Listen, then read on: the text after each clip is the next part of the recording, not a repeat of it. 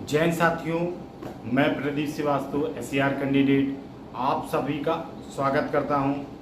जैसा कि मेरे सभी साथी जानते हैं कि 25 जुलाई दिल्ली चलो अभियान का क्या अपडेट रहा, फुल डिटेल और वहां पर हम लोगों ने क्या क्या किया, कैसे किया और क्या निष्कर्ष रहा, उसके बारे में जानकारी लेकर आपके सामने प्रस्तुत हुआ हूं। सर्वप्रथम मैं सभी साथियों का अभिनंदन करना चाहता हूं, जो साथी हमारे दिल्ली पहुंचे और जिन्होंने हमारा भरपूर साथ दिया और इस अभियान को पूर्ण करने में, सफल बनाने में हमारा साथ दिया। उन सभी भाइयों को अभिनंदन। और जो भाई घर बैठकर भी हमारा साथ दिए और उन भाइयों का भी अभिनंदन। इसके साथ ही मैं अपनी वार्ता को शुरू करता हूं। सर्वप्रथम मैं कानपुर से हूं, तो मेरा जो सफ़र शुरू हुआ वो कानपुर से स्टार्ट हुआ।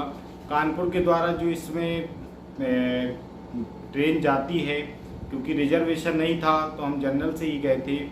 जनरल से चलना आप इस समय समझते हैं, उसी प्रकार से जनरल से चलना हो पा रहा है जैसे कि एक ट्रक के अंदर भेड़ बकरी ऊपर से नीचे तक भरे होते हैं, उनको सांस लेने तक की जगह नहीं होती है, तो वह कैसे अपने आप को मैनेज करते हैं और कैसे जीवित रहते हैं, उसी प्रकार से हमारा सफ़र शुरू होता है। तो जिस ट्रेन से हम गए थे वो बहुत ज़्यादा भरी थी। आप जो भाई घर में रहते हैं और बोलते हैं कि हम नहीं आ पाए या नहीं आ सके, उनसे भी ये कहना चाहता हूँ कि सिर्फ समस्याएं आपके सामने नहीं हैं। जो हमारे भाई दिल्ली पहुँच रहे हैं उस सभी समस्याओं, पहाड़ जैसी समस्याओं को चीरते हुए, क्योंकि पहाड़ों के बीच रास्ता मनुष्य ही बना सकता है। सिर्फ मनुष्य के पास शक्ति है जो पहाड़ों को चीर कर भी रास्ता बनाए, वही मनुष्य हम लोग भी हैं। तो उसी रास्ते पे चलते हुए जो जनरल में इतना भीड़ था और उसको जैसे तैसे हम अपना जगह बनाने में सफल हुए। और पूरी रात के जद्दोजहद के बाद 1 मिनट को सोने को नहीं मिला। सुबह हम 6 बजे अपने केंद्रीय सचिवालय स्थान पर और पार्क में पहुंच गए थे। तथा साथ के कुछ भाई मेरे बाद पहुँचे। एक भाई मुझसे भी पहले पहुँच गया था, वो हरियाणा का था, तो उसका भी बहुत बहुत अभिनंदन। और कुछ भाई मेरे बाद पहुँचे हैं, जो कि 7 बजे तक सभी भाई लगभग 5 से 7 हम लोग हो गए थे। और वहाँ पर पिछली बार की तरीके ही बारिश हो रही थी। बारिश ने फिर से हमारा रास्ता रोकने की कोशिश की और उस रास्ते को भी हम लोग दरकिनार करते हुए, जैसे ही बारिश बंद हुई, हम लोग पहले गंतव्य के लिए निकल गए। क्योंकि हम लोगों ने आपको प्लान बताया हुआ था, इस बार हमें अपना प्लान केंद्रीय मंत्री स्तर पर पूर्ण करना था। सबसे पहले केंद्रीय मंत्री लोगों को, मंत्रीगण महोदय को हमें अपना ज्ञापन देना था और उन्हें अपनी समस्या से अवगत कराना था। इसी जो हमारा पहला कदम बढ़ा वो हमारा बड़ा लोकसभा अध्यक्ष श्री ओम बिरला जी की ओर, और उनकी कोठी पर हम लोग गए। हमारा सभी भाइयों से इसीलिए निवेदन रहता है कि आप भारत के हर हिस्से से आएँ। जिन भी केंद्रीय मंत्री अपने लोकसभा से आए हुए हैं, वहाँ के लोगों की बातों प्रथम प्रायिकता के साथ, प्रायोरिटी के साथ सुनते हैं। तो मेरे भाई जो बूंदी और कोटा से थे, उन भाइयों को वहाँ पर प्रवेश की अनुमति मिली और वो भाई हमारे वहाँ पर जाके श्री ओम बिरला जी महोदय के पास जाकर अपने रेलवे कैंडिडेट पेंडिंग जो भी B2C1 है, अपनी समस्या को रखा और उन्हें बताया। तो महोदय द्वारा तुरंत ही अपने हस्ताक्षर करके फॉरवर्ड करने के लिए और बोल दिया गया और आश्वासन दिया गया कि इससे पहले भी मेरे द्वारा एक कैंडिडेट का काम करवाने के लिए उस जोन का काम हुआ। जहाँ तक मुझे जानकारी है वो जोन रहा होगा SWR, जो कि हुबली जोन के डायवर्जन का मामला था, वो उनके द्वारा कराया गया। तो उनका ये रिस्पांस हमारे लिए पॉजिटिव रिस्पांस साइन शो करता है कि हमारा कहीं ना कहीं काम उस दिशा में हो रहा है जिस दिशा में हमको जाना है। उन्होंने फिर उन्होंने के PA जी के द्वारा जो हमारे भाइयों से जानकारी, सारी एक जानकारी इकट्ठा की गई, उनसे पूछा गया। जो क्वेश्चन किए हमारे भाइयों ने सकुशल उन क्वेश्चन का आंसर दिया और उन्हें बताया कि हमारी क्या समस्या है और हम लोग कितने दिनों से परेशान हैं और हमारा कब तक इस समस्या का, जैसे कि अगले महीने तक वैकेंसी के बाद नई वैकेंसी आनी है और उसके बाद हमारा कोई भी हर समस्या का हल नहीं हो निकल सकता। तो उन्होंने अपने बताया, उन्होंने दिया कि आश्वासन दिया कि हम आपकी बात रेल मंत्री महोदय तक पहुंचा देंगे और उनसे हर संभव मदद करने के लिए बोलेंगे। इसके बाद हमारा जो दूसरा कदम था वो हमारा बढ़ा केंद्रीय मंत्री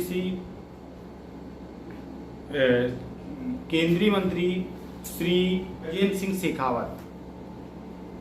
सिंह शेखावत जी की कोठी पर हम लोग जाकर उनके कार्मिकों को अपनी समस्या का बताया। उन्होंने अंदर ऑफिस में फ़ोन करवाया, उनसे बोला कि आप लोग अंदर आ जाइए और अपनी समस्या का ज्ञापन मंत्री महोदय को दे दीजिए। तो हम लोगों ने मंत्री महोदय गजेंद्र सिंह शेखावत जी से भी मिले, उन्हें अपनी समस्या का ज्ञापन दिया और बताया सर कि हमारी ये समस्या है और हम लोग लगभग 1.5 साल से परेशान हैं। सर्वप्रथम उन्होंने बोला कि आपको रेल मंत्री जी के पास जाना चाहिए। तो हमने बोला सर हम लोग कोशिश कर चुके हैं, 30 से 35 बार लगभग हम लोग 1.5 सालों में रेल मंत्री महोदय जी के पास गए हुए हैं, लेकिन उनसे मिलने का कोई भी हमारा प्रयास सफल नहीं हो सका, ना ही हम लोग वहाँ तक अपनी बात पहुँचाने में सफल हो पाए। आपसे ये मेरा निवेदन है और सारे B2C1 कैंडिडेट की ओर से हमारा निवेदन है कि जो हमारी समस्या है इसका आप ज्ञापन अपने कार्यालय के माध्यम से हमारे रेल मंत्री महोदय जी तक पहुंचा दीजिए और हम जो कैंडिडेट अपनी अंतिम समय पर हैं और इनकी समस्या का समाधान निराकरण करा दीजिए। तो उन्होंने आश्वासन दिया ठीक है, हम आपकी बात अपने माध्यम से रेल मंत्री महोदय जी तक पहुंचा देते हैं। इसके बाद जो हमारा तीसरा कदम था वो बढ़ा हमारा केंद्रीय रक्षा मंत्री श्री राजनाथ सिंह जी के आवास की ओर। वहाँ पर गए, वहाँ पर तैनात हमारे जो सुरक्षा कार्मिक थे तो उनसे हमने अपनी समस्या बोली। तो उन्होंने बोला ऐसे उनसे मिलना संभव नहीं है और ना ही आप मिल पाएंगे, लेकिन आप अगर अपना ज्ञापन दे देते हैं तो उनके जो पीए रहते हैं, जो उनका कार्यभार संभालते हैं, उनको हम आपका लेटर पहुंचा देंगे। तो हम लोगों ने अपना जो ज्ञापन लेकर गए थे उसमें अपना सभी कुछ डालकर और फिलअप करके मंत्री महोदय के कार्मिक को दे दिया और उनसे बोला महोदय आपसे सविनय निवेदन है कि हमारी ये समस्या, हम लोग बहुत विकराल समस्या से जूझ रहे हैं, ये हमारी समस्या का जो भी आप मेरे मंत्री महोदय तक पहुंचा दें। अगर उनके कार्यालय के द्वारा रेल मंत्री कार्यालय को हमारा ज्ञापन जाता है तो इस बात का पूर्ण ये रहता है कि उस समस्या को मंत्री महोदय तक पहुंचाया जाए, क्योंकि यह जो समस्या होगी किसी केंद्रीय मंत्री के स्तर से दूसरे मंत्री के पास जा रही है, इसलिए इसमें ये पॉसिबिलिटी ज़्यादा रहती है कि उस लेटर को वहाँ तक पहुँचने में असफलता मिल सके। इसी के साथ ही दोपहर हो चुकी थी। जो हमारा चौथा कदम बढ़ा था वो बढ़ रहा था AIRF के महासचिव श्री शिव गोपाल मिश्रा जी की ओर। जब हम लोग श्री शिव गोपाल जी मिश्रा जी के, आप लोग वैसे भी समझते होंगे क्योंकि एक कार्यालय से, एक कोठी से किसी दूसरे गंतव्य तक जाना कितना कठिन और दुर्लभ काम होता है, लेकिन हमें उसमें बहुत सारा, हम लोग सभी भाई लगभग 14 से 15, 16, 1700 किलोमीटर 17 किलोमीटर पैदल भी चले तो बहुत थकान भी होती है। इसके साथ हम लोग धीरे धीरे करके अपने गंतव्य पहुँचे AIRF के कार्यालय। वहाँ पर पहुँचने पर हम लोगों ने थोड़ा, क्योंकि मंत्री श्री गोपाल मिश्रा सर की मीटिंग चल रही थी, वो मीटिंग में बिजी थे, तो उनके असिस्टेंट ने बोला कि आप लोग वेट करिए। तो हम लोग वहाँ पर बारंडे में वेट किया और जब लगभग 1 घंटे बाद फिर हम लोग 2 लोग, हम और अभय, उनके कार्यालय में गए, वहाँ पर बैठे। इसके बाद जब मंत्री श्री गोपाल मिश्रा सर जब लौट कर आए तो उनसे हमारी लगभग 1 घंटे वार्ता हुई। 1 घंटे में उनके कुछ पर्सनल कॉल भी आ रहे थे जिनको अटेंड कर रहे थे और हमारी बात सुन रहे थे। हम लोगों ने अपनी सारी समस्या उनके सामने रखी और बोला कि सर आप पहले भी हमको आश्वासन दे चुके हैं कि हम आपकी समस्या का समाधान कराएंगे, लेकिन सर अभी तक ऐसा कुछ भी नहीं हुआ जिससे हम संतुष्ट हो सके कि हमारा किसी भी दिशा में कार्य संपन्न हुआ है। लेकिन हमने उनसे फिर से पुनः आग्रह किया कि सर प्लीज़ आप इस मुद्दे को एक बार और देखिए और हमारी इस समस्या का समाधान कराने की कोशिश करिए। तो उन्होंने सर्वप्रथम एक फ़ोन मिलाया, वो था हमारा रेल भवन में बैठे श्री ईडी रविंद्र कुमार जी को। रविंद्र कुमार जी से उनकी वार्ता, उनका फ़ोन बिजी जा रहा था, बात नहीं हुई। फिर उन्होंने अपने किसी दूसरे को अधिकारी को मिलाया, उनसे पूछा कि आपने जो लिस्ट मंगाई थी सभी जगह की वैकेंसी की, उसका क्या हुआ। उन्होंने जो भी जवाब दिया उन्होंने नहीं बताया, लेकिन उन्होंने ये बोला कि आप लोग अभी जाइए, इसके बारे में काम चल रहा है, फिर मैं आपको आगे अपडेट देता हूँ। वहाँ से हम लोग लौटने के बाद हम लोगों ने भोजन पानी किया और सभी भाइयों को कुछ खाया नहीं था। तो इसके बाद भोजन पानी करने के बाद सभी भाइयों से डिस्कस हुआ और ये निष्कर्ष निकाला गया कि अब नेक्स्ट प्लान क्या होना चाहिए। लगभग समय शाम का होने था। इसके बाद हमारा जो नेक्स्ट प्लान था वो हमारा था केंद्रीय मंत्री श्री चिराग पासवान जी के बंगले जाने का, जो कि 23 नॉर्थ एवेन्यू में रहते हैं। वहाँ पर हम लोग का जाने का प्लान बना और वहाँ के लिए हम लोग निकल गए। जब वहाँ पर पहुँचे जाके तो पता चला उनके कार्मिक द्वारा, असिस्टेंट द्वारा कि मंत्री जी अभी आप भैया चिराग भैया अभी नहीं हैं और संसद चल रही है, संसद के क्वेश्चंस का आंसर देने में या संसद में भाग लेने के कारण वो वहीं पर हैं। तो हम लोगों ने कहा ठीक है, हम लोग वेट कर लेते हैं। उन्होंने मना भी किया कि आप सुबह आ जाइए, लेकिन हम लोगों ने सोचा शायद हम लोगों की जिस कार्य के लिए आए हैं 2-3-4 घंटे वेट कर लेते हैं तो हम लोगों को क्या जाएगा। उनके बंगले के बाहर ही हम लोग लगभग 3 से 4 घंटे वेट किया। रात में 10 बज गया था, तब हम लोग वहाँ से हटे और अपने रहने के लिए या रुकने के लिए निकले, क्योंकि इस समय जो बहुत बड़ी समस्या हम सभी साथियों के सामने आ रही है वो आ रही है दिल्ली में ठहरने की। दिल्ली में ठहरने के लिए जो बंगला साहिब है और जो दूसरे गुरुद्वारे हैं या वो हैं, वहाँ पर पहले से बुकिंग करानी पड़ती है, जो कि हमारी नहीं थी। इसके कारण हमारा वहाँ पर फिर से हमको कहीं रुकना था। तो रुकने के लिए हम लोग निकले। बहुत जद्दोजहद के बाद हम लोगों को एक स्वामी नारायण आश्रम में ठहरने को मिला। हम लोग ठहरे। सुबह वहाँ पे बारिश हो रही थी तो हम लोग अपना फ्रेश नहा धो के फिर से अपने गंतव्य के लिए निकलना था, जो कि हमारा पहला गंतव्य दूसरे दिन का था। वो था श्री चिराग पासवान जी का। उसके पहले हम आपसे एक और बात जोड़ना चाहते हैं जो कि हमारे मिस हुई। वो थी जब हम लोग पहले दिन शाम को चिराग पासवान जी के बंगले पहुंचे थे, तो वहाँ पर ही एक सांसद हैं जो कि नागौर से आते हैं, श्री हनुमान बेनीवाल जी। हनुमान बेनीवाल जी के बंगले के सामने हमारे कुछ भाई बैठे हुए थे, तो हम लोगों को पता चला कि हनुमान बेनीवाल जी का है। तो हम लोग भी वहाँ पर चिराग पासवान जी का वेट कर रहे थे। सौभाग्य से हनुमान बेनीवाल जी पहले आ गए। लगभग वो 9 बजे, 8:30-9 बजा था। तो हम उन्होंने से कार्मिकों से पूछा कि हम सर से मिल सकते हैं, तो उन्होंने कहा ठीक है मिल सकते हैं। तो हम सभी भाई उनके पास पहुँचे और उन्हें अपनी समस्या का ज्ञापन दिया।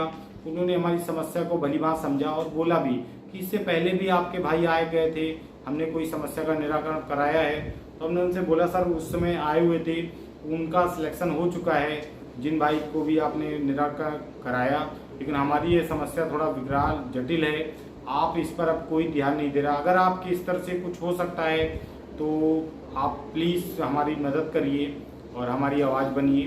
तो उन्होंने कहा ठीक है, मैं मेरा ज्ञापन ले लिया और हमारे मुद्दे को रेल मंत्री महोदय जी तक पहुंचाने का कार्य करेंगे। और उनके पीए जी द्वारा हमारे भाई का नंबर, हम लोगों का नंबर ले लिया गया और उनसे बोला गया कि हम सारी इसका एनालिसिस करने के बाद आपको अपडेट देंगे और आगे क्या कार्य हुआ उसके लिए बताएंगे। अब हम दूसरे दिन के लिए आते हैं। जब सुबह हम लोग फिर से भैया जी के चिराग भैया जी के बंगले पहुँचे तो लगभग 7 बजा था, 7:15। उसके बाद हम लोगों ने वेट किया बैठे बैठे उनके घर के सामने। वो घर के सामने उनके बैठने में थोड़ा कार्मिक उनकी नाराज़ हो रहे थे कि आप लोग नीचे बैठे हैं। हमने कहा सर जब हम लोग पूरी रात यहाँ इधर उधर भटकते रहते हैं, उससे अच्छा तो हमको यहाँ पर नीचे बैठ जाने दीजिए, हमारी समस्या बहुत विकराल है और आप लोग थोड़ा सा सहयोग करेंगे। तो उनके कार्मिकों द्वारा हम लोगों को कुछ बैठने के लिए उपलब्ध कराया गया। फिर वहाँ पर हम लोग 2 घंटे लिए बैठे रहे। बैठने के बाद चिराग भैया लगभग 11 बजे अपने बंगले से बाहर निकले और सबसे ज़्यादा हम ही लोग थे।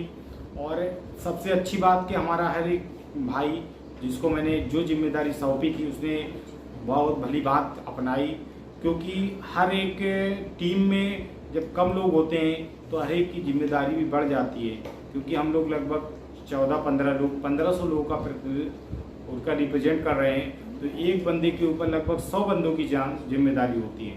तो हर बंदे को, हाँ, हमारे हर साथी ने जो भी उसको टास्क दिया गया, कार्य दिया गया, उसने भली बात अपना उसका पूर्ण किया। और हम सभी भाई चिराग भैया जी को अपनी बात पहुंचाने में इसलिए सफल हुए। लेकिन उनसे मैंने पूछा भी कि भैया इससे पहले मैंने आपको 3 बार अपना ज्ञापन दिया है, तो आपने क्या उस पर कुछ हमारी बात की कि नहीं की। तो उन्होंने कहा मैं मंत्री जी से भी मिला हूँ, आपकी बात को मैंने मंत्री जी के सामने भी रखा है, और इस समय तो सेशन चल रहा है तो समय का थोड़ा अभाव रहेगा, लेकिन फिर भी मैं आपकी बात कोशिश करूँगा कि वहाँ तक जल्दी पहुँचाए। तो हम लोगों ने उनसे पुनः निवेदन किया कि भैया जी कैसे भी हो अगले महीने वैकेंसी क्लोज हो जाएगी और हम लोगों के पास फिर कोई रास्ता नहीं रहेगा, ना फिर आप कुछ करा पाएंगे ना हम कुछ कर पाएंगे कि हम कोई प्रयास करें और आप कुछ करा पाएँ। इसलिए आपसे ये निवेदन है कि अगर आप हम लोगों की थोड़ी सी मदद करें, जो कि हम लोग आपके सदा आभारी रहेंगे। तो उन्होंने कहा ठीक है, मैं आपका कार्य फिर से एक बार मंत्री महोदय तक पहुंचाता हूं। इस मंत्री महोदय तक पहुंचाने के लिए उन्होंने जब बोला तो हम लोगों को लगा, क्योंकि वहां पर जितने लेकर अपनी समस्या को लेकर आए थे उसमें से अगर आप कहें तो 20 से 25 मिनट वो रहे होंगे, 15 से 17 मिनट सिर्फ हमारे भाई लोग बार बार, इतने सारे थे, हम लोगों ने बोल रखा था कि जिसको मौका मिले सब अपनी बात रखिएगा। तो 15 से 17 मिनट सिर्फ वो हम ही लोगों से मिलते रहे। उन लोगों को कहना पड़े भाई आप लोग हट जाइए, अब किसी दूसरे को भी अपनी समस्या को देखने दिए। हम लोगों ने कहा सर अगर आपने पहले मेरी बात सुन ली होती, हम लोग 2-3 बार आए हैं, आपने हमारी लोगों की बातों को इतना तवज्जो नहीं दिया, इसलिए मजबूरी में आना पड़ रहा है, बार बार अपनी बात कहनी पड़ रही है। तो कहीं ना कहीं उनके हम पर्सनल असिस्टेंट से भी बोल के आए, सर हमारा निवेदन है कि आपका कार्य है कि एक बार मंत्री महोदय को या चिराग भैया जी को हमारी समस्या के लिए अवगत करा दें और उन्हें ये बोले कि जो हमारी समस्या है उससे कम से कम वहाँ तक पहुँचा दी जाए। इसके साथ ही उन्होंने हमारा ज्ञापन ले लिया और आश्वासन दिया कि ठीक है मैं इस पर काम मंत्री महोदय जी को फिर से बोलूँगा और इसके लिए काम करने के लिए बोलूँगा। तो हम लोगों का जो जाना वहाँ तक दिल्ली में जाना हुआ वो सफल रहा, लेकिन उसके साथ ही मैंने जो लिस्ट तैयार की थी उन मंत्री महोदय के पास हम लोग जाने में सफल नहीं हो पाए। उसका एक कारण ये भी है कि जो भी मंत्रीगण थे वो सुबह 10 बजे से पहले मिलते हैं, और आप लोग समझते होंगे कि एक मंत्री महोदय के बंगले से दूसरे मंत्री महोदय के पास जाना, थोड़ा सा जाने में जो समय लगता है और पैदल चलना पड़ता है, तो ऐसा नहीं हो पाता है कि हम एक साथ में 10 से 12 मंत्री जी को कवर कर पाएँ। तो जो और मंत्री थे और मंत्रीगण थे उन पे हमारा जाना नहीं हो पाया, क्योंकि दोपहर दूसरे दिन भी हो गई थी। अब किसी भी बंगले में कोई भी नहीं मिलता, और सुरक्षा कार्मिक मिलते हैं, उनके द्वारा उनको हमारी समस्या बताते हैं, तो ये तो कह देते हैं हम आपका लेटर पहुंचा देंगे, तो उनको देना, वहाँ पर जाना हम लोगों ने ज़्यादा उचित नहीं समझा, इसलिए हम लोगों ने जाने का फैसला नहीं किया। तो इन जितने मंत्री मैंने आपको बताया मंत्रीगण के पास हम लोगों ने अपनी समस्या का ज्ञापन दिया है, और आशा करते हैं कि किसी भी मंत्रीगण द्वारा अगर एक बार भी हमारी बात रेल मंत्री महोदय तक पहुंच गई और तो हमारे लिए सकारात्मक रिस्पांस होगा और अच्छी खबर निकल के आएगी। तो इसके बाद जो हम लोगों का आगे निर्णय लिया गया वो था अपने रेल मंत्री जी के आवास पर जाने का। रेल मंत्री जी के आवास पे जाने का ये भी था कि वहाँ पर जाके कुछ ना कुछ तो हमारे को जानकारी मिलेगी। हम लोग जैसे अपना वाहन से वहाँ पर रेल मंत्री जी के आवास पर पहुँचे, और रेल मंत्री जी के आवास पर पहुँचकर हम लोगों ने उनके असिस्टेंट थे, उनको अपनी सारी समस्या बताई, लेकिन उन्होंने हमको यही बोला कि अभी इस समय ना ही वो एसडी सर ना ही उनके पीए कोई भी रेल भवन में नहीं मिलेगा, क्योंकि सभी लोग इस समय संसद चल रहा है, संसद सत्र चल रहा है, मानसून सत्र चल रहा है, उसमें वहाँ पर उपस्थित रहते हैं, वहाँ पर उपस्थिति उनकी अनिवार्य रहती है और उसके कार्य के लिए बिजी रहते हैं। तो अभी हम आपको ये भी नहीं कह सकते कि हमको वहाँ पर कोई मिला दे। और हमारे भाइयों द्वारा, साथियों द्वारा बोला गया कि हमको मंत्री महोदय जी से मिलना है, तो उन्होंने कहा कि ऐसा संभव नहीं हो पा रहा है। फिर वहाँ के सुरक्षा कार्मिकों ने हम लोग को समझाया कि आप मेरे भाई जैसे हो और ऐसा वो मंत्री इस समय नहीं मिल पाएंगे और वो कार्यालय में नहीं मिलते, हम लोग सिर्फ आपकी बात आगे तक पहुँचा सकते हैं, इसके अलावा कुछ नहीं। तो मंत्री महोदय जी के बंगले पर जाने का बहुत ही खास प्रभाव हम लोगों को रिस्पांस नहीं मिला। इसके बाद हमारा जाना हुआ रेल भवन। रेल भवन में जाकर हमारा एक काम था, अपने ओएसडी सर की साथ हुई वार्ता के संबंध में रिस्पांस जानने का।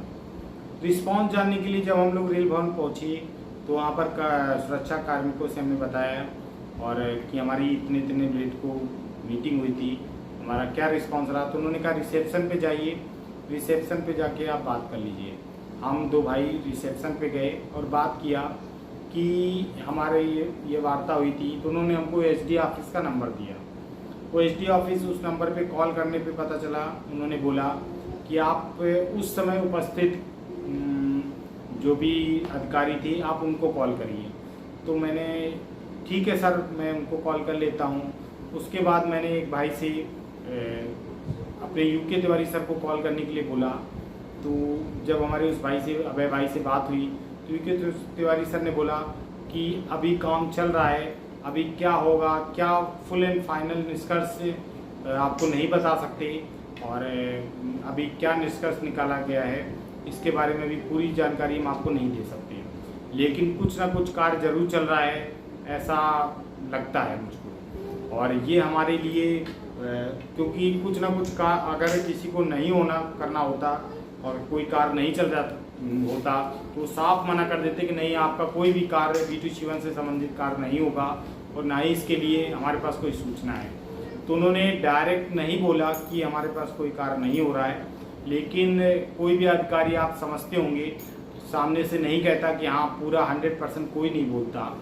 और इसी के साथ ही हम लोगों का फिर ये प्लान था, क्योंकि शाम हो चुकी थी, सभी भाई अपने घर जाना चाहते थे और जो भी भाई अब आसपास के थे हमने उनको बोला कि ठीक है आप लोग घर जा सकते हैं। जो भी हमारे द्वारा जो दूर से आए थे भाई उनके लिए जो मैं मदद कर सकता था, आप लोगों ने जो शायद हमारी मदद की थी उसी की सहायता से मैंने उन भाइयों की मदद की। और अभी सभी लोग अपने अपने गंतव्य की ओर, घर की ओर निकले और चले गए। साथ ही सभी साथियों से मैं ये भी कहना चाहता हूँ कि आप ऑल ओवर इंडिया में सभी भाई हमारे इस वीडियो को जो भी देख रहे हो इसको बहुत ही गंभीरता से लीजिएगा, क्योंकि अब मैं जो बोलने वाला हूँ वो आपके भविष्य के लिए बहुत महत्वपूर्ण है। सर्वप्रथम मैं सभी भाइयों से यही कहूँगा कि आप अगर किसी भी बिहार, राजस्थान, हरियाणा, पंजाब या किसी भी स्टेट से बिलोंग करते हैं, तो अगर आपके स्टेट से जो भी केंद्रीय मंत्री हैं या बनाए गए हैं, वो भाई सर्वप्रथम मुझसे संपर्क करें। मैं उनको आगे की रास्ता बताता हूँ कि उनको क्या करना है और कैसे करना है। आप मेरे कमेंट बॉक्स में अपना नंबर या मैसेज छोड़ सकते हैं या ग्रुप से किसी से भी मेरा नंबर लेके मुझको कॉल कर सकते हैं। अगर सर्वप्रथम मैं कुछ लोगों के नाम गिनाना चाहता हूँ, अगर आप उनके यहाँ से बिलोंग करते हैं तो आप ज़रूर मुझसे संपर्क करें। सर्वप्रथम जो भी भाई बिलोंग करते हैं पटना से, हाजीपुर से, श्री राजीव कुमार सिंह जो उर्फ लल्लन सिंह जो हैं, अगर उन मंत्रीगण महोदय से बिलोंग करते हैं तो मुझसे संपर्क करें। नितिन गडकरी जी के लोकसभा क्षेत्र से संपर्क करते हो तो संपर्क करें। राजनाथ सिंह जी के क्षेत्र से जो संपर्क करते हैं, बिलोंग करते हैं, वो संपर्क करें। श्री ओम बिरला जी के कॉन्स्टिट्यूंसी से जो संपर्क जो भी बिलोंग करते हैं रहते हैं वो संपर्क करें। किरोड़ीलाल मीणा जी के यहाँ से जो लोग बिलोंग करते हैं रहते हैं वो भी हमसे संपर्क करें। और जो भी केंद्रीय मंत्री जिनका नाम है छूट गया है, जैसे ज्योतिराज सिंधिया सर हैं जी हैं, उनके यहाँ से जो भी आप लोग हैं, मैं ये क्यों बोल रहा हूँ कि इन लोगों के लिए गंभीरता से लेना, क्योंकि आप जिस लोकसभा क्षेत्र से आते हैं, अगर आपके लोकसभा क्षेत्र से कोई भी मंत्रीगण को केंद्रीय मंत्री का पद मिला हुआ है, और ऐसा होता है 90 से 95% चांसेस रहते हैं, उससे लोकसभा से आए हुए व्यक्ति की समस्या का निराकरण पहले किया जाता है, उसकी बात को प्रायोरिटी दी जाती है। तो उन भाइयों से अगर आप हमको कॉल करेंगे, अगर आप कहीं नहीं जा सकते, तो मैं जैसा आपको आगे का मैं प्लान बता दूंगा, उसके लिए आप मुझको कॉल कर सकते हैं। वो एक सफल प्रयोग होगा, एक मेरा सफलता की ओर एक और कदम बढ़ेगा, जो कि हमारा बस हम लोग बहुत ही अपनी सफलता से बहुत ही पास में खड़े हुए हैं, एक कदम और बढ़ाएंगे तो वो कार्य हमारा पूरी तरीके से सफल होगा। कोई भी भाई जो ये सोच रहा है मेरा कार्य नहीं होगा, वो बहुत ही गलत सोच रहा है। हम सभी का कार्य जरूर सफल होगा और हमारी मेहनत जरूर रंग लाएगी, क्योंकि हारा वही जो लड़ा नहीं, और हमें अंतिम गेंद तक लड़ना है। उस गेंद की अपने मैच की, अपनी ज़िंदगी की हर एक गेंद को सफल बनाने की, हर एक गेंद को अथक प्रयास से उसको सफल बनाने का प्रयास करना है, और उस मैच में अपना जो योगदान दे सकते हैं आपको देना है। और इसके साथ ही सभी भाई, अगर आप मेरी बात को, मेरी चीज़ें आपको अच्छी लगती हैं तो आप मेरे इसको लाइक कर सकते हैं, और आप अपने भाई से जुड़ना चाहते हैं और मेरे साथ आगे की भी रणनीति के लिए साथ जुड़ना चाहते हैं तो आप चैनल को सब्सक्राइब कर लीजिएगा। और इसी के साथ ही आगे की नई अपडेट के लिए जो भी होगा हमारे ग्रुप एडमिन और जो दिशा निर्देश सभी भाइयों से मिलेगा, उसी के साथ ही आगे की प्लानिंग हम आपको बताते हैं। और दिल्ली का मैंने पूरा अपडेट आपको दिया, पल पल की खबर दी, और आगे की अपडेट के लिए आप लोग नेक्स्ट जो भी डेट रखी गई है उसके लिए आप अगर 500 से 600 की जनसंख्या में आते हैं, नंबर्स में आते हैं, तो अपना ऐसा कोई भी कार्य नहीं है जो सफल ना हो सके। आपको अगर अपना कार्य कराना है तो एक अंतिम लास्ट बार आपको आना ही होगा। किसी भी समस्या से आप जूझ रहे हो, 1 दिन 2 दिन का समय निकालकर अंतिम बार आइए, फिर आपसे ना कोई आने के लिए कहेगा ना जाने के लिए कहेगा, फिर आप आराम से अपने घर में रहिए, कोई किसी को डिस्टर्ब नहीं करेगा। अब की बार जो होगा वो लास्ट होगा, क्योंकि ये मेरा था, ये मैं जो अभी बीज बो के आया हूँ, जो कार्य करके आया हूँ, इसको फसल काटने का समय हमारा जो नेक्स्ट डेट है, और जहाँ तक फाइनल हो गई है, आप लोगों को ग्रुप के माध्यम से दे दी जाएगी। उस डेट पर आपको सभी की उपस्थिति अनिवार्य है।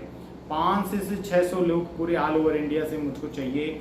अगर आप मेरा साथ देना चाहते हैं, अपनी नौकरी लेना चाहते हैं, बचाना चाहते हैं, अपना अधिकार चाहते हैं, तो आप अपने अधिकार के लिए एक बार आपको लास्ट बार दिल्ली आना होगा और अपने इस अभियान को सफल बनाना होगा। इसी के साथ जय हिंद, जय भारत। देश सेवा ही रेल सेवा होगी। नमस्कार।